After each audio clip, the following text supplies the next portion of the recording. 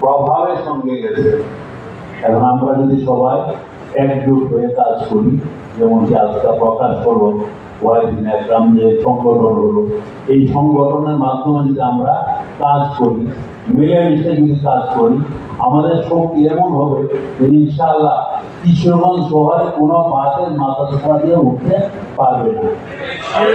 আমরা পুরা কিশোরগঞ্জ জেলাকে এমন ভাবে সুন্দরভাবে সাজাবো, আমরা মুখ দিয়ে ইসলামের জন্য এবং ধর্মীয় বিষয়ে যেটা আমাদের মুখ দিয়ে বার হবে সেটাই কিশোরগঞ্জের প্রশাসন করতে বাধ্য হবে।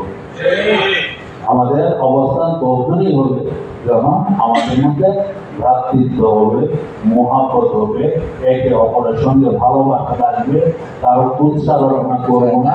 হ্যাঁ, মানুষ চলে আসবে তো অনেক সময় একজনের একটি কাজ ভালো লাগবে, একজনের একটি কাজ ভালো লাগবে না। যখন এমনটি হয়ে যায়, আমাদের মুরব্বী যারা আছেন তাদের মাধ্যমে আমরা এই জিনিসগুলো নিষ্পত্তি করে দেবো। আমি যদি আমার মনের ভিতরে একজনের প্রতি উৎসাহ রাখি আর এটাকে দিনে দিনে আরো বাড়িয়ে নিই, তাহলে আমাদের যে ঐক্য, সেই ঐক্য থাকবে না। আর আমাদের এই ভাঙ্গনের জন্য বিভিন্ন চেষ্টা এখন থেকে শুরু হবে। আর যেটা আত্মপ্রকাশ হয়েছে সবার কাছে ভালো লাগবে না। অনেকে যাবে, আরে জানি সাহেবের ছেলে সে তো নেতা হয়ে দিতে নিয়ম এটা বন্ধ করতে হবে। এই ধরনের মন মানসিকতা আমাদের ভিতর আছে। এই জন্য আমরা এই যে কাজটা করবো, এই কাজটা করার সময় আমাদের মনকে আগে পরিষ্কার করে দিব। যে হাদিস বুখারীতে আছে, আমার নিয়াতের উপরেই সব কিছু।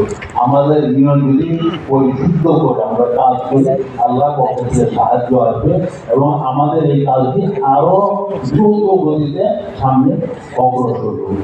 আর যদি আমরা মনে করি যে না, এটা আমার পদের জন্য, আমাকে পদ দিতে হবে, তাহলে কোনো কাজ হবে না।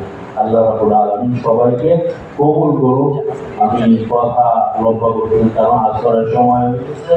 আমি সবাইকে মোবারকবাদ জানাই, এই জায়গায় যারা উপস্থিত হয়েছেন এবং যারা উপস্থিত হয়েছিলেন হয়তো কিছু সময়ের জন্য, বিভিন্ন ব্যস্ততার জন্য